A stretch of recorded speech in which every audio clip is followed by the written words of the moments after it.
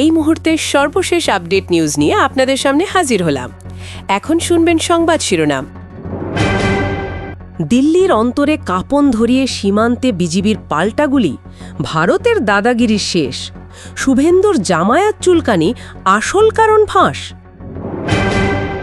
আরও জানাবো, শুধু পদ্মা ব্যারাজ নয়, তিস্তা প্রকল্প হাতে নেবে সরকার, প্রধানমন্ত্রী। আপনারা দেখছেন লাইভ নিউজ বাংলা। এতক্ষণ দেখছিলেন সংবাদ শিরোনাম, এখন দেখুন বিস্তারিত।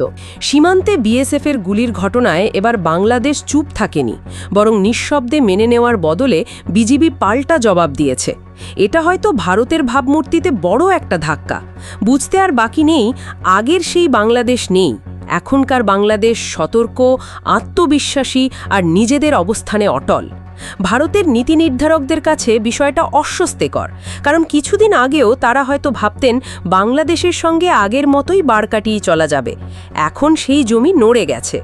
এই ঘটনায় শুধু দিল্লিতেই নয়, পশ্চিমবঙ্গের রাজনীতিতেও ব্যাপক সাড়া পড়েছে। বিজেপির কট্টরপন্থী মুখ্যমন্ত্রী শুভেন্দু অধিকারী তো নিজের প্রতিক্রিয়া গোপনই রাখতে পারলেন না। মজার কথা হলো, এতদিন যার প্রধান মাথা ব্যথা ছিল পশ্চিমবঙ্গের রাজনীতি, মমতা, তৃণমূল কিংবা সিপিএম, এবার তার মূল চিন্তার জায়গা হয়ে উঠেছে বাংলাদেশের জামায়াতে ইসলামী। হঠাৎ কেন বাংলাদেশের একটি রাজনৈতিক ইসলামপন্থী সংগঠন নিয়ে শুভেন্দুর এ উৎকণ্ঠা? খেয়াল করলে দেখা যাবে, সম্প্রতি তার বক্তব্যে বারবার জামায়াতে ইসলামীর প্রসঙ্গ উঠছে। আর তাতেই একটা জিনিস স্পষ্ট, তিনি শুধু বাংলাদেশ নয়, এ অঞ্চলের সামগ্রিক ইসলামপন্থী রাজনীতির উত্থান নিয়েও ভীত। হয়তো কারো মনে প্রশ্ন আসতেই পারে, বাংলাদেশের অভ্যন্তরীণ রাজনীতির সঙ্গে পশ্চিমবঙ্গের যোগাযোগ কতটা, কিংবা জামায়াত ইসলামীর প্রভাবই বা কতদূর?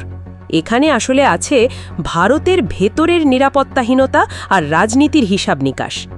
এদিকে সীমান্তে যখন সরাসরি পাল্টা প্রতিক্রিয়া দেখিয়েছে বিজিবি, তখন ভারতের হিন্দুত্ববাদী রাজনীতি নতুন করে বাংলাদেশ নিয়ে উত্তেজনা ছড়ানোর চেষ্টা করছে।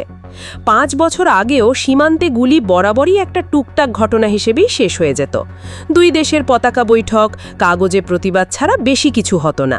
কিন্তু আজকের বাংলাদেশ আগের মতো না।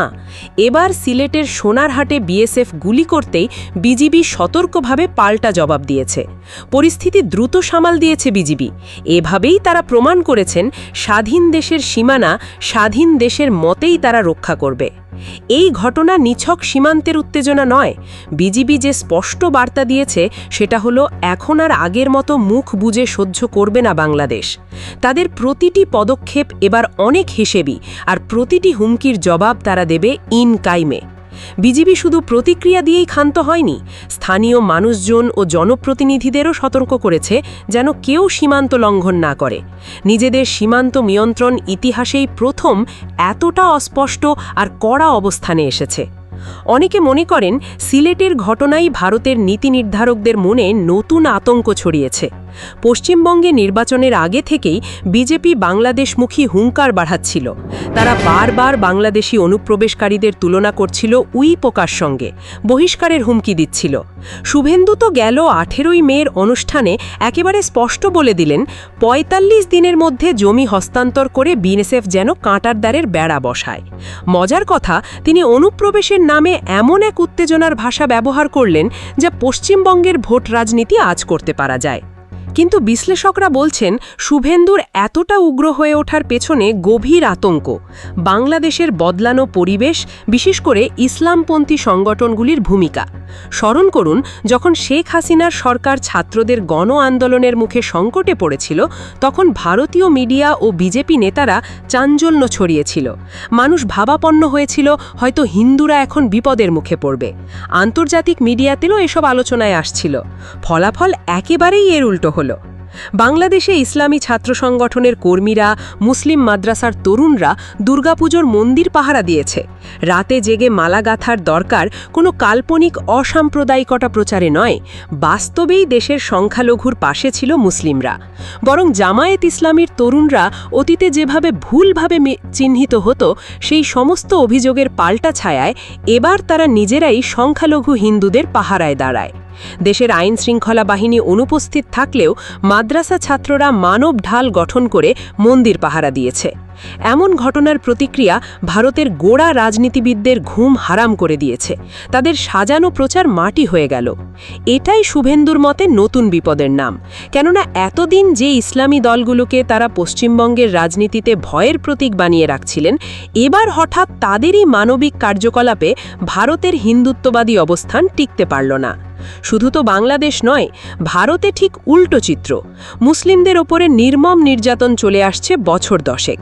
মসজিদ ভাঙা, মুসলিম নামের জায়গার নাম হিন্দু করে দেওয়া, CAA ও NRC ইস্যু সবই সাম্প্রতিক ইতিহাস।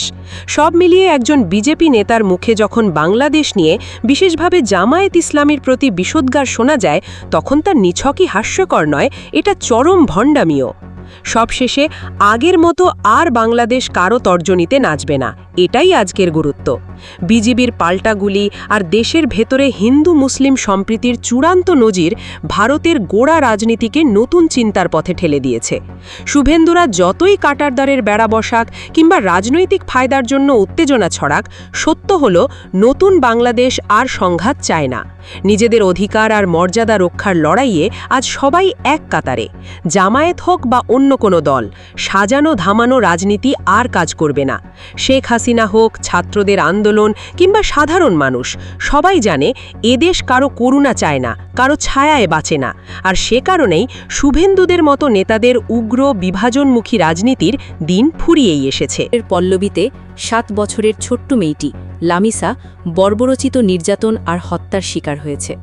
পুলিশের ধারণা তাকে ধর্ষণের পর খুন করা হয়েছে, এমনকি হত্যার পরে মরদেহ গুম করার চেষ্টা চলে। অপরাধী এতটা নৃশংস হয়ে ওঠে যে লামিসার ঘাড় থেকে মাথা বিচ্ছিন্ন করে ফেলে, শরীরের বাকি অংশ টুকরো করার চেষ্টা করেছিল।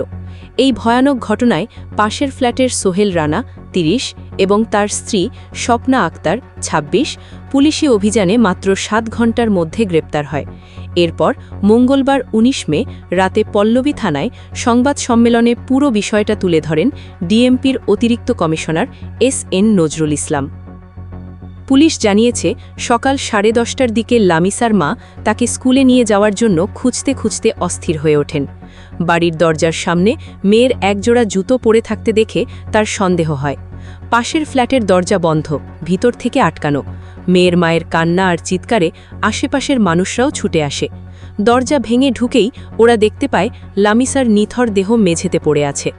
অভিযুক্ত সোহেল তখন জানালার গ্রিল কেটে পালিয়ে যায়, তবে স্বপ্না আক্তারকে পালানোর আগেই ধরে ফেলে সবাই। সংবাদ সম্মেলনে SN নজরুল ইসলাম জানিয়েছেন, প্রাথমিক তদন্ত অনুযায়ী সম্ভবত বাথরুমে লামিসার সাথে অপরাধী অমানবিক আচরণ করে। ঘটনাস্থল থেকে উদ্ধার হওয়া আলামত CIDর হাতে তুলে দেওয়া হয়েছে, যাতে পুরো ঘটনা স্পষ্টভাবে বোঝা যায়। শিশুটির সাথে আসামির যৌন নির্যাতনের বিষয়টি যাচাই হচ্ছে এবং পরীক্ষার রিপোর্ট এলে পুরোটা পরিষ্কার হবে। আরও জানা যায়, মূল আসামি সোহেল লামিসার রক্তক্ষরণ হলে হত্যার সিদ্ধান্ত নেয় এবং মরদেহ গুম করার জন্য গলা কেটে মাথা আলাদা করে ফেলে। এছাড়া হাত কেটে মরদেহ টুকরো করার পরিকল্পনা ছিল তার।